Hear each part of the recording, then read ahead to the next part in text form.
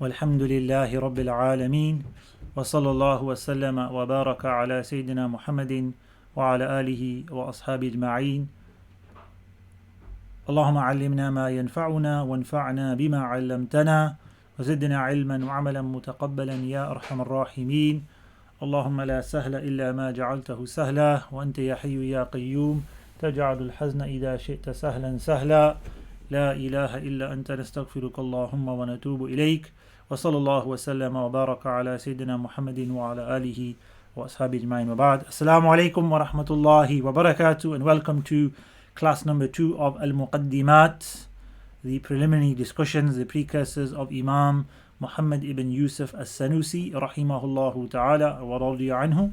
I pray you all well. I pray you benefited from the first class. For those of you who viewed it live or caught up on the recording, for those of you watching live, welcome to you. Those of you watching later on the recording, we pray you are well, alhamdulillah.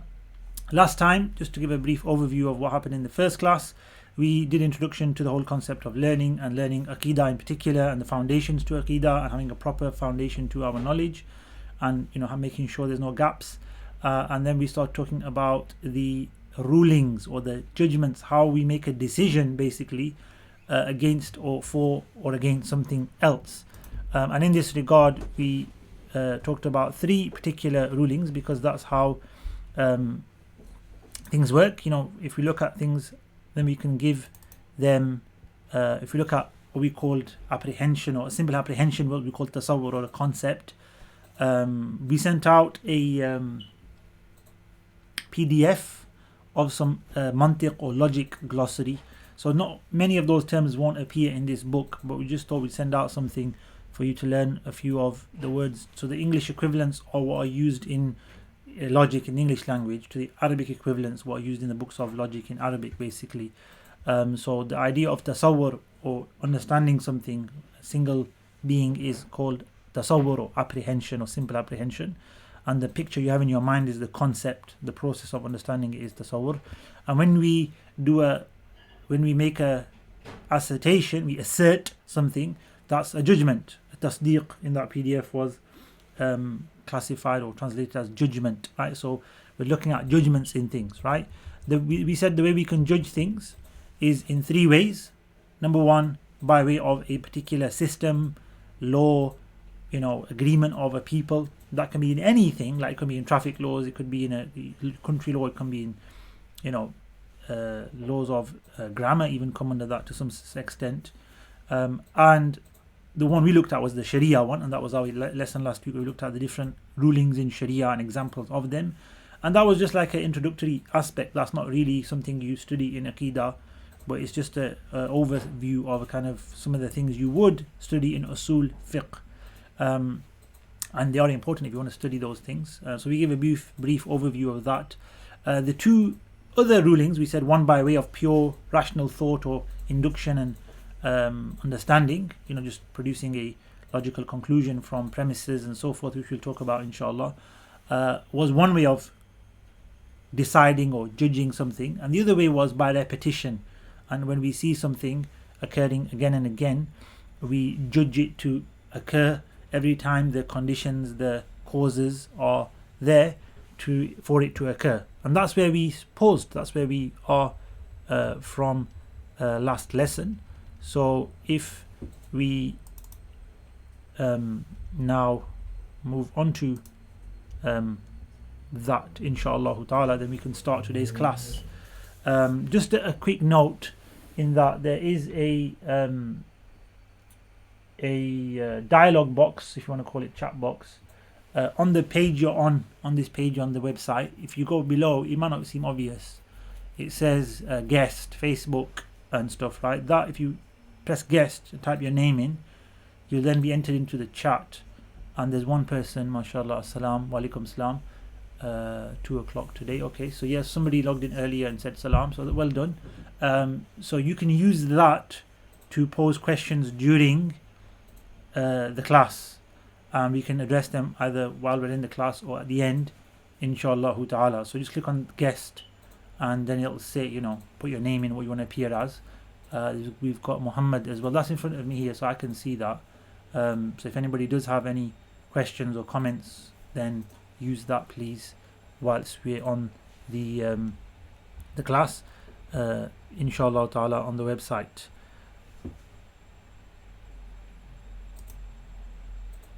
Bismillah ar-Rahman ar-Rahim. Let's start the text where we left off from last time. So as you can see there, the PDFs on your screens, and it says وَأَمَّا الْحُكْمُ الْأَقْلِي, حُكْمُ الْعَادِي. So we're now continuing from where we left off at the bottom of page 2. أَمَّا الْحُكْمُ الْعَادِي, the customary ruling, the judgment we make by way of repetition, as we've explained, but a more detailed definition is given here, not the basic sort of things we said. There's a few details here which are very important. It says فَهُوَ إِثْبَاتُ الرَّبْطِ بَيْنَ أَمْرٍ وَأَمْرٍ وُجُودًا أَوْ عَدَمًا بِوَاسِطَةِ التَّكْرَارِ or تَكَرُّرِ. Okay, this is the main part of the definition. And then it says مع صحة التخلف وعدم تأثير أحدهما في الآخر البتة, which in English translates to the following. At the bottom there of the page says, as for the customary judgment, it is the establishment of a connection between an affair and another affair. So two things, they're connected. Fire and burning was our example, food and satiation, medicine and cure.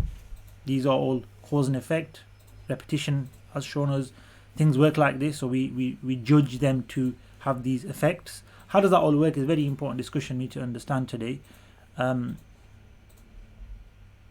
Either in something occurring or being non-existent. So it could be something that occurs, this connection, or the connection could be a non-occurrence, if you like, right? Example, we're accustomed for fire to burn, okay? And we're accustomed for a lack of fire to have no heat, right? So we're accustomed to, let's say, the no sun, results in no warmth, right? So a lack of something. It's just how things work in life, right? By means of repetition. So we establish the connection by means of repetition.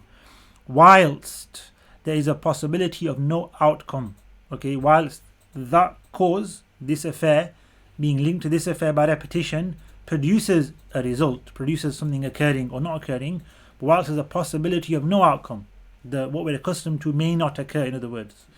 And there is a total absence of effect for one of the two affairs upon the other. So there's no effect of the fire in the burning, or the sun in giving us heat, or in food satiating, or fulfilling our desires, or in medicine curing, in of itself, in the intrinsic value or being of that thing. It has no actual ta'thir, right? The Arabic word was ta'thir, which means no effect. And maybe we can touch on a point here which is relevant to us right now. Contagious diseases, right? Contagious diseases are the very same thing. A disease, a virus, bacteria, any form of disease that can spread in any form that Allah has created will only have its resultant effect by Allah's creation. So that's not in the definition there, because that's our beliefs behind the definition. But the definition tells us that due to it seeing a repetition of this virus or this bacteria or these elements producing these results, we can conclude by way of a customary judgment of using our intellects along with the repetition that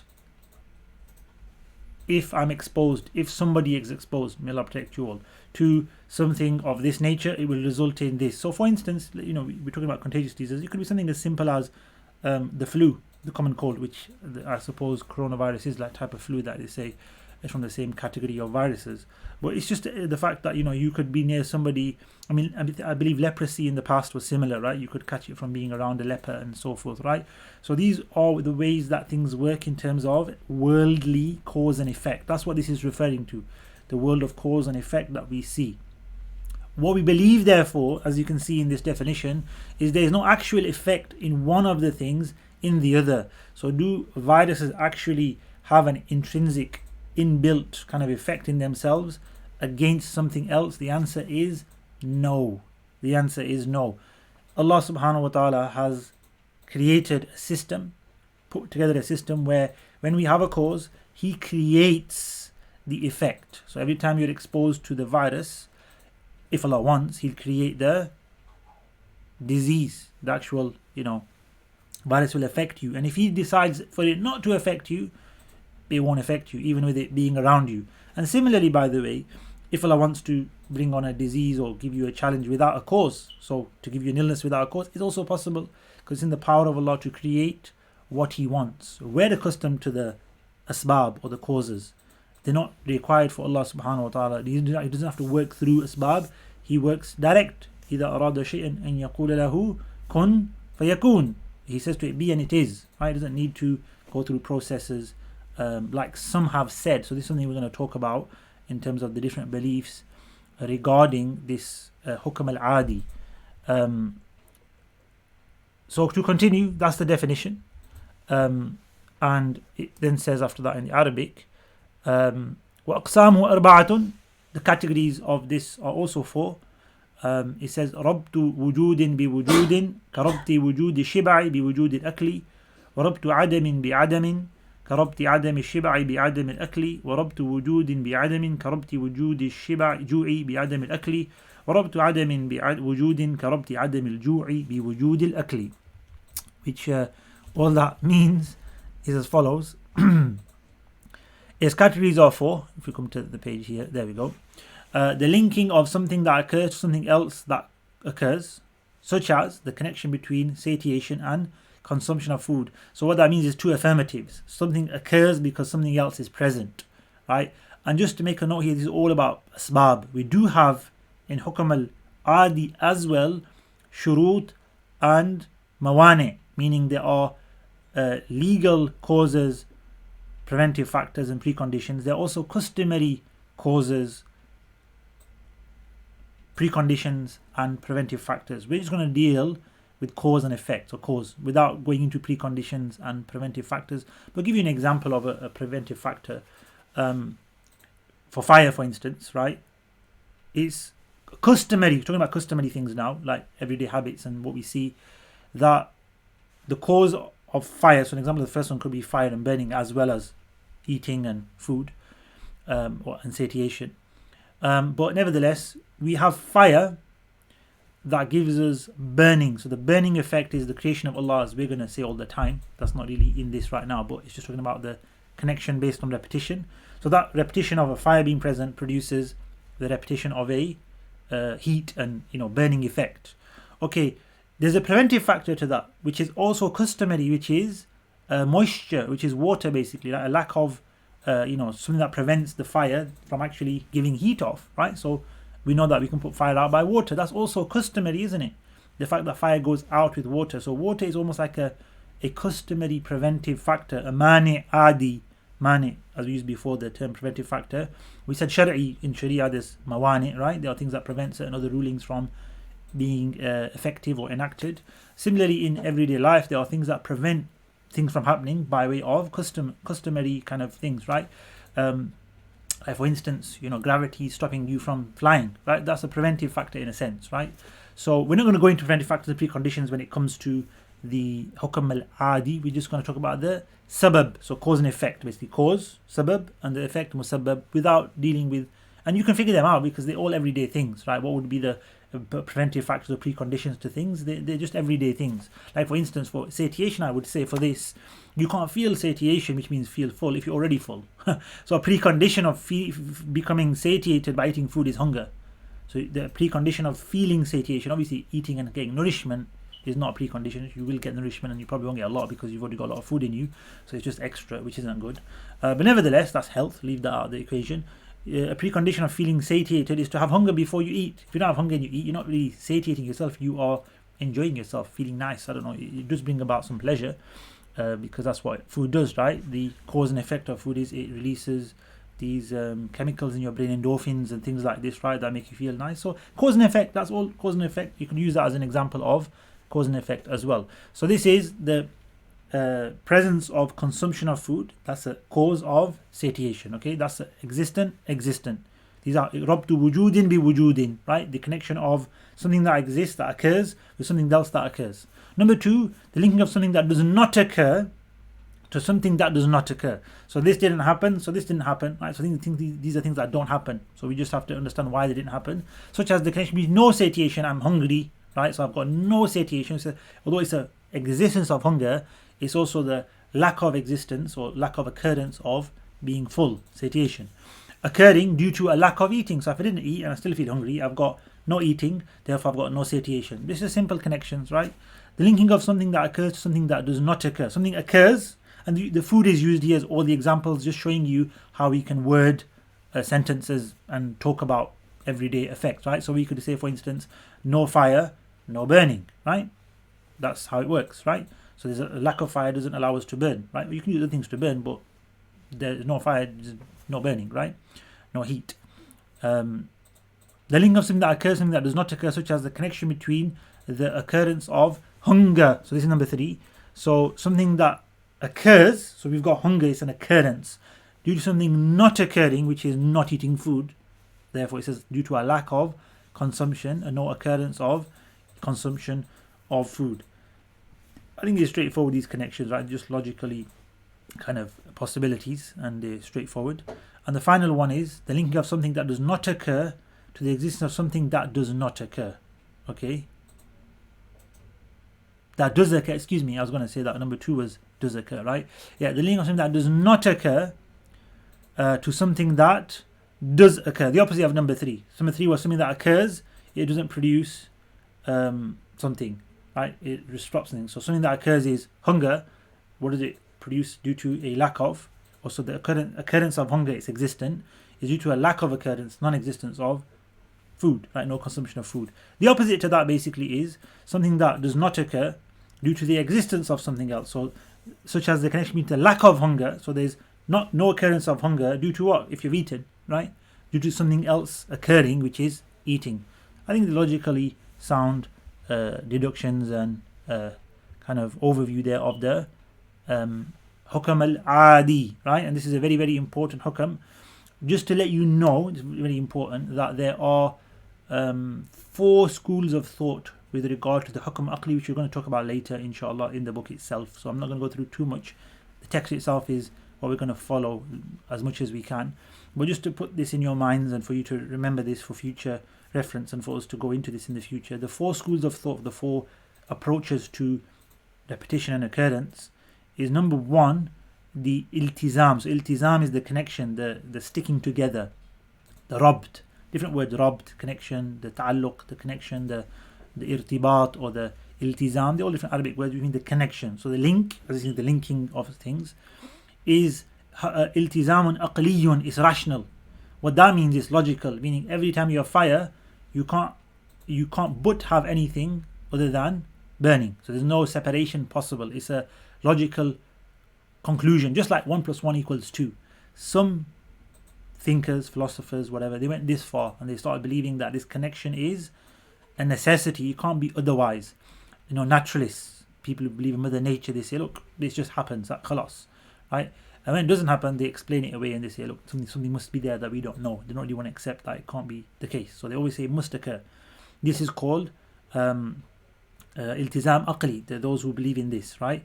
The second school of thought in this is the Mu'tazilite school. And what the Mu'tazilite school believe is that it's not a iltizam aqli, that is just cause and effect. They believe in deposited powers. Okay, so they say there is a repetition of burning from fire due to the power of burning being deposited. So deposited powers in fire. And that deposit is made by Allah, because Mu'tazilites, the rationalists, are a group that developed after the Sahaba during sort of the early generations, one of the first sects of Islam that had a lot of rational thought. The rationalists is sometimes known as in Islamic discourse. And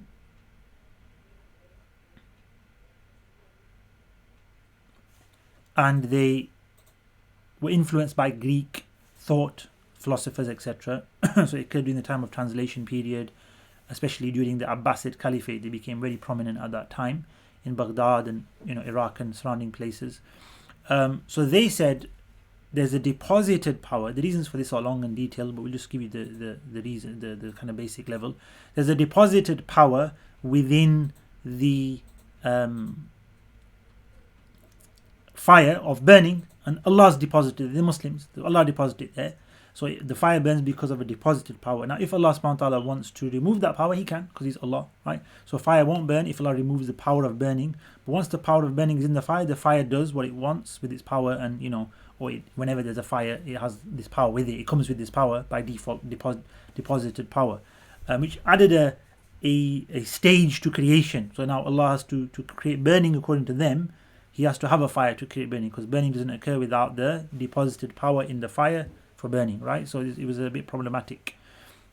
There is the school of thought of the Ahl Sunnati wal Jama'ah, right? And that is that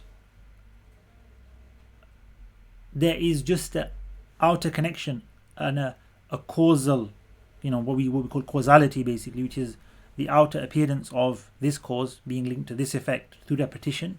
But there's, as we said, that definition is Ahl Sunnah wal Jama'ah. There's no effect of one in the other, al-battata, whatsoever. And it could not occur. And why wouldn't it occur? Because if Allah doesn't want to create the result. So our definition there is the Sunni definition. And I think I said there's 4 schools, but let's stick to 3. 3 schools of thought on that. So that is a brief kind of overview of the hukm al-adi. And the idea is for us to know that now and memorize that and learn that and understand this. And this definition here, really memorize this, right? This is very, very important, right? I'm referring to this one here. That one there is very, very important to have, right? هو ربط أمر بأمر بواسطة التكرار نفي إثبات أمر ونفيه عنه بواسطة التكرار مع صحة التخلف وعدم تأثير أحدهما في الآخر البتة. And I missed out the part of وجود and عدم, and things be existent things or non-existent things. But that definition, which we memorized when we were learning, if you memorize in English, but understand it as well, please. Right? What do we understand regarding customary things that happen around us? This is what all the ulama of Ahl Sunnati wal Jama'ah have mentioned in their books, whether they are from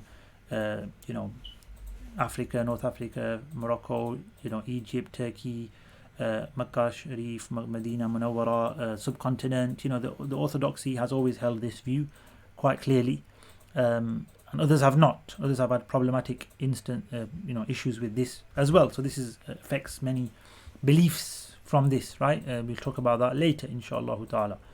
But that's the hukm al-adi. So please, get a grasp of that, inshallah ta'ala. Then it says, as for the rational judgment. So let's read the Arabic, inshallah. So moving down. وَأَمَّا حُكْمُ الْأَقْلِيُّ فَهُوَ إِثْبَاتُ أَمْرٍ أَوْ نَفْيُهُ من غير توقف على تكرر ولا وضع واضع وأقسامه 3 الوجوب والاستحالة والجواز. Okay, so what is the hukm al-aqli, the rational judgment, verdict? It is the affirmation of an affair or the negation of it without any dependence upon repetition, nor the injunction or the setting up or the placing, wada, establishing of someone else. Okay, so it's not because there's a revelation in the Sharia, it's not because there's a rule of highway code, it's nobody's put these rules together and they're not based on repetition of things, we connect them. It's pure rational thought, right? Intellectual thought, reasoning of the mind, pure reason basically, right? So 1 + 1 = 2, a part of something can't be bigger than the whole, right? And these kind of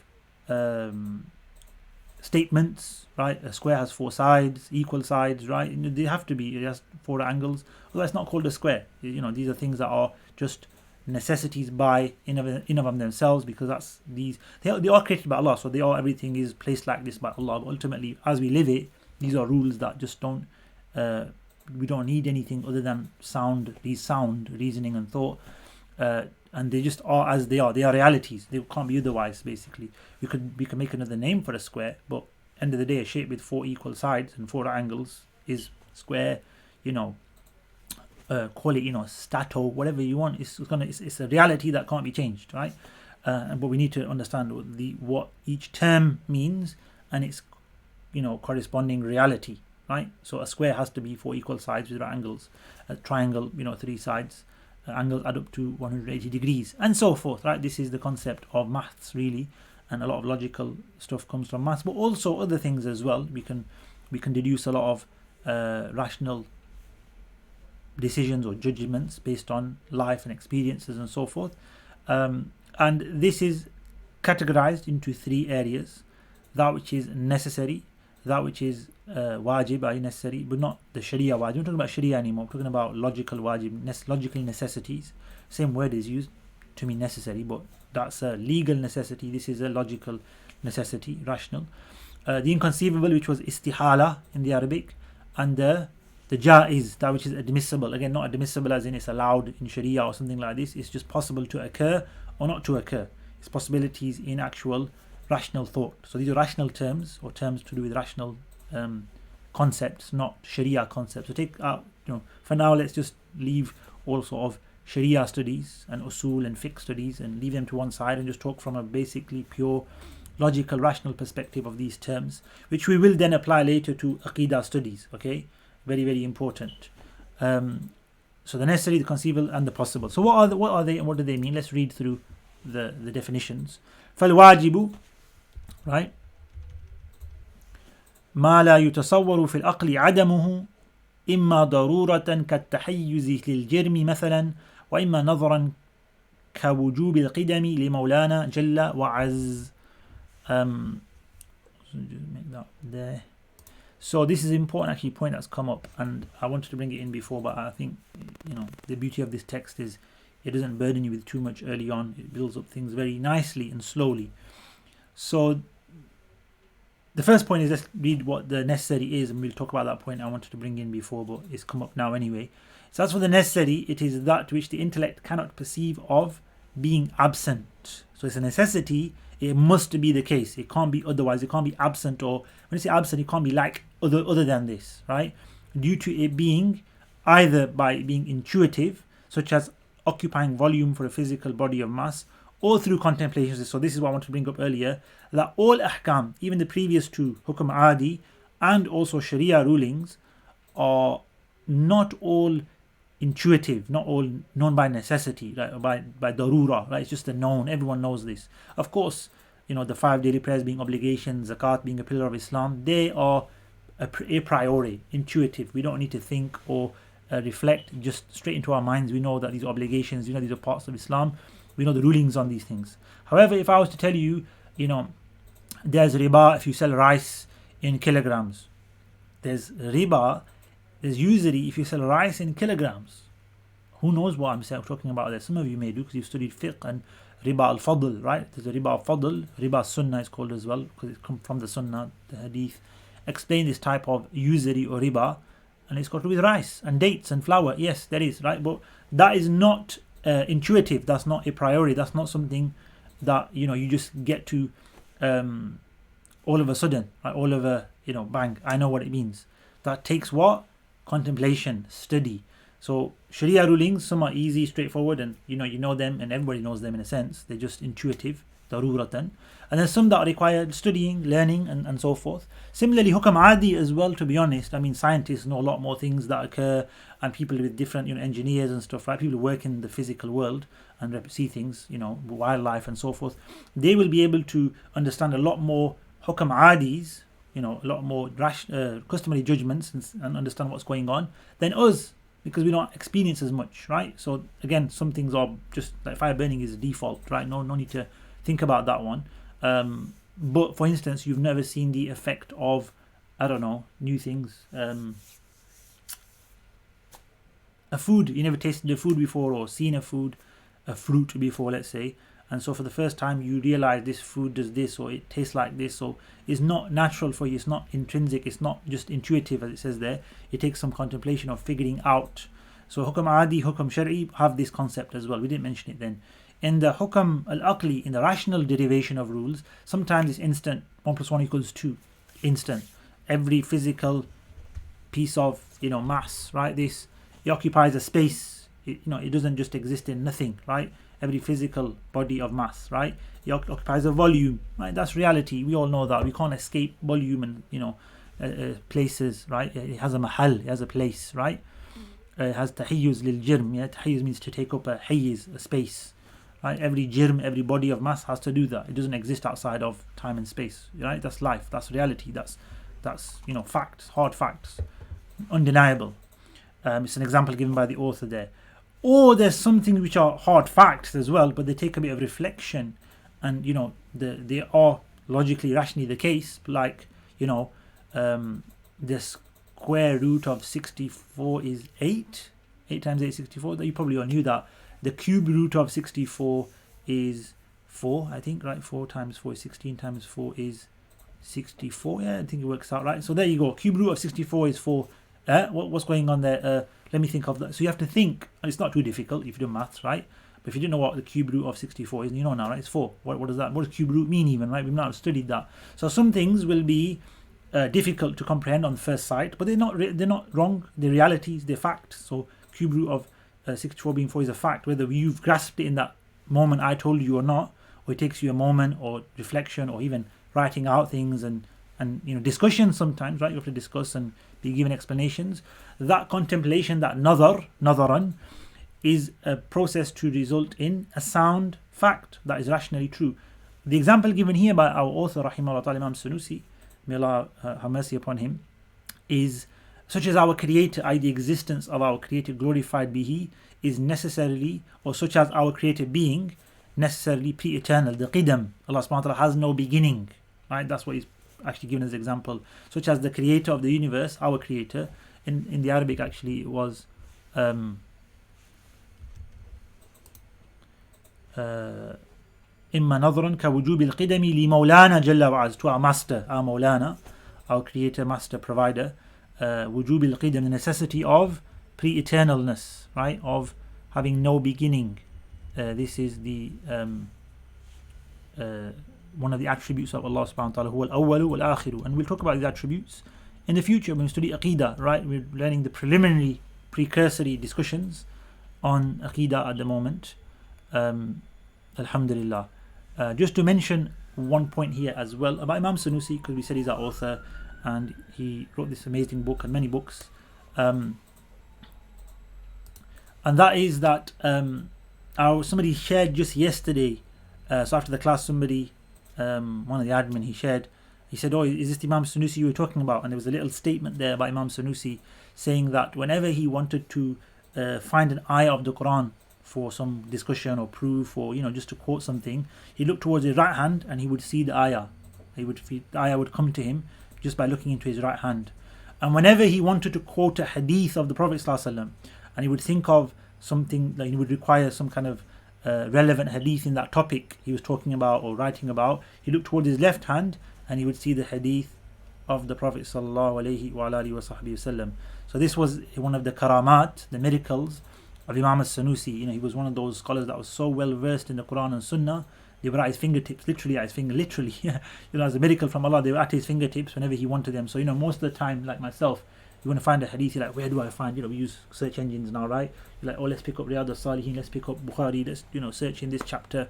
Sometimes you actually read the book and you don't find, it's hard, right? Sometimes you spend hours trying to find tafsir of an ayah, and which tafsir is going to talk about this angle and so forth, But some of the scholars were so well versed and so proficient, and this is why we rely upon them and we respect them and we're honored to be following them, and this is our tradition. It's a very, very deep scholarly tradition of erudition and learning and solid foundations. They had this talent, they had this God-given gifts from Allah subhanahu wa ta'ala. So that's the wajib. So the wajib in terms of the rational judgment is that which must be the case. In other words, you can't understand it being otherwise. So 1 + 1 = 2 is wajib. 1 + 1 = 3, I don't know what that is, can't understand that. That's the opposite. That's the next one, which is the mustahil, which is as follows. It says, وَالْمُسْتَحِيلُ مَا لَا يُتَصَوَّرُ فِي الْأَقْلِ وُجُودُهُ ما لا يتصور في العقل وجوده إما ضرورة كالتعري الجرم عن الحركة والسكون وإما نظرا كالشريك لمولانا جل وعز. So the mustahil is the word for inconceivable. Inconceivable means that which is just not going to occur. It's not possible for it to occur. Like 1 + 1 = 3 is not a reality. It's a statement of words that has no meaning. Okay, just like saying square circle.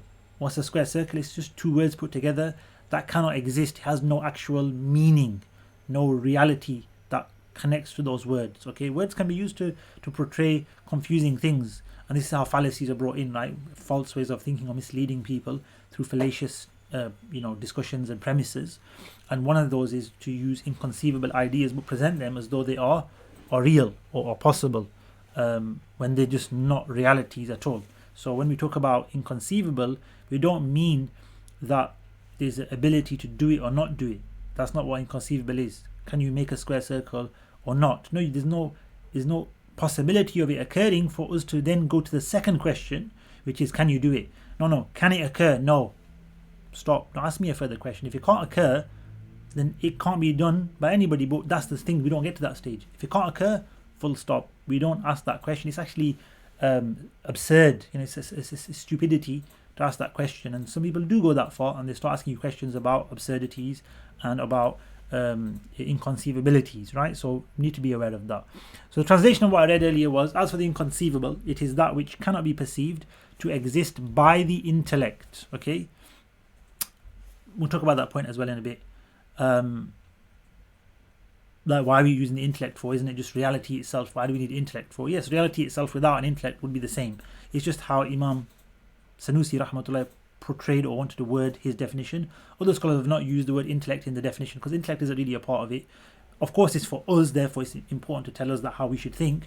But in reality, other scholars have said the mustahil is ma la yaqbal al-wujud, that which cannot be existent. Khalas. It cannot accept existence. It can't be a real thing, right? So you can have the idea of it, you can think of it, but it can't be existent. So that's what it says here as well. The inconceivable is that which cannot be perceived to exist by the intellect, right? And it can't actually exist. Actually, that's the reality of it as well. This is either intuitive, such as a body of mass being free of both movement and stillness. Think of a body of mass, right? Is it possible to be both still and moving at the same time? In terms of one looking like, in terms of the coordinates of it right here, no. It's just impossible for that to occur, right? So we're not going to be able to accept that, right? 1 + 1 = 3. Intuitive is just impossible, right?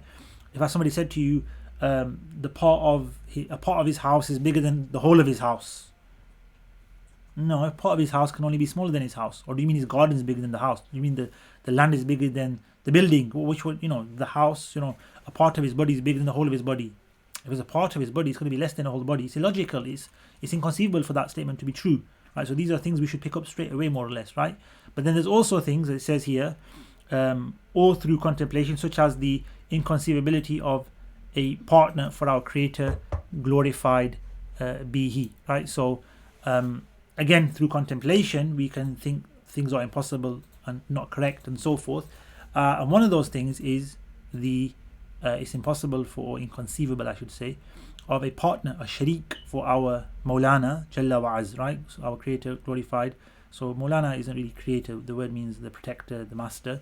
It's translated here as Creator, glorified be He subhanahu wa ta'ala. That requires some contemplation, reflection, which is studied in Aqidah, right? But what the author here, Imam Sanusi rahmatullah, is telling us is, be aware of this, right? There's things which are intrinsic or intuitive and just known by default by everyone, by the human mind, to most human minds, let's say.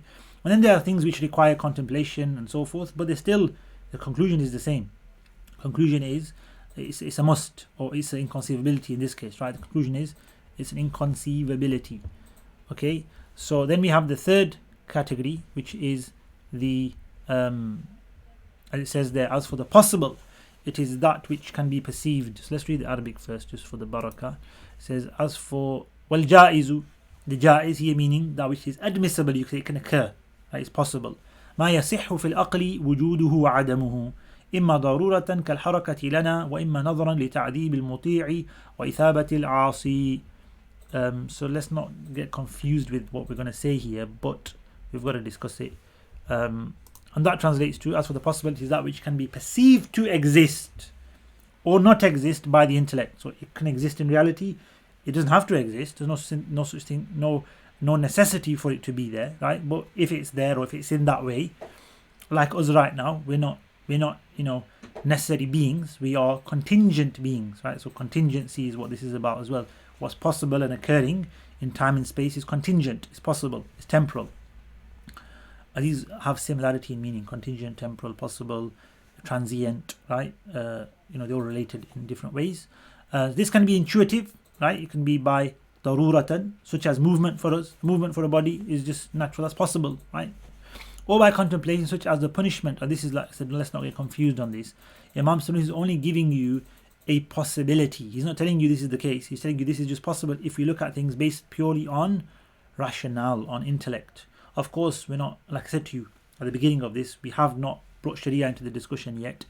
If we did, we wouldn't say this, right? So Imam Sunni is only presenting this as a purely rational, logical statement, not a Sharia, Islamic belief, opinion statement, right? What is it? Such as the punishment of the obedient and the rewarding of the disobedient, right?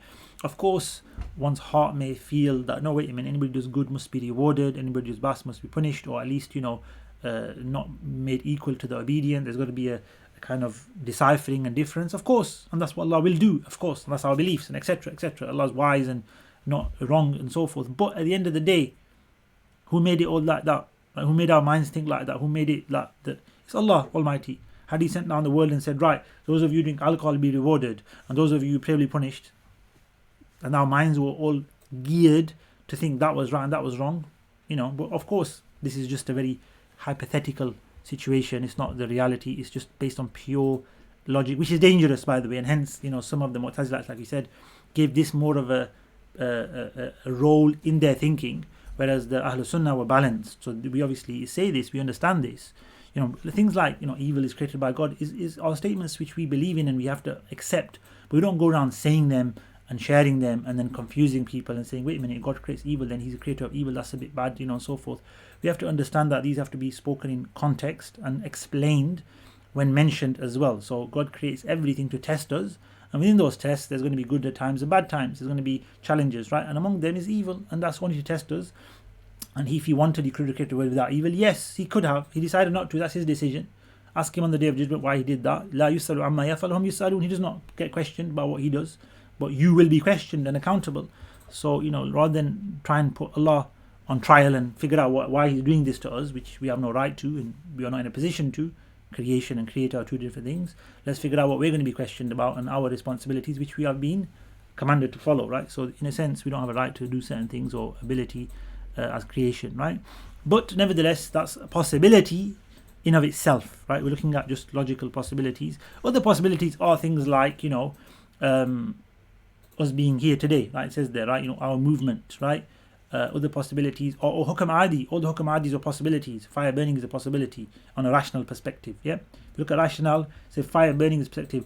A tree having green leaves is possible. Allah could have created the world with orange leaves, which is the case when it's winter, right? Or the autumn. But let's say Allah could have made and the odd leaves are different colors for different plants around the world. I do know, but let's say a funky color, right? A luminous yellow. Probably somebody's going to say there are luminous yellow leaves in the world as well for some things, right? I don't know. But yeah, so this is all things which are possible.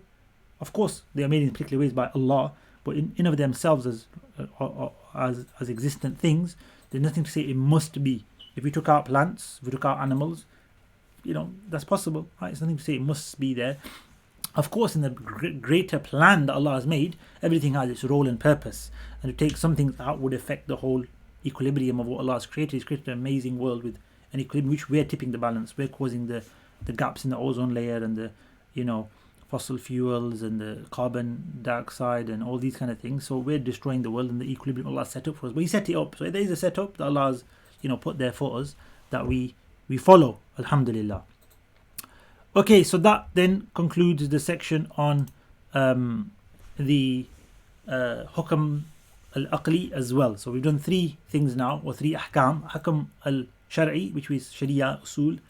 Hukam al-adi, the customary ruling, which is based on repetition and connecting cause and effect in life that we see, which is important. We said there's the madhab of the rationalists, naturalists. It doesn't ever change. The Mu'tazilites is deposited power. Sunnis, there's no power, no effect, nothing other than a connection, which Allah then creates at the time of cause being present. So then there's fire and burning. Allah creates the burning at the time of all the conditions and causes being there.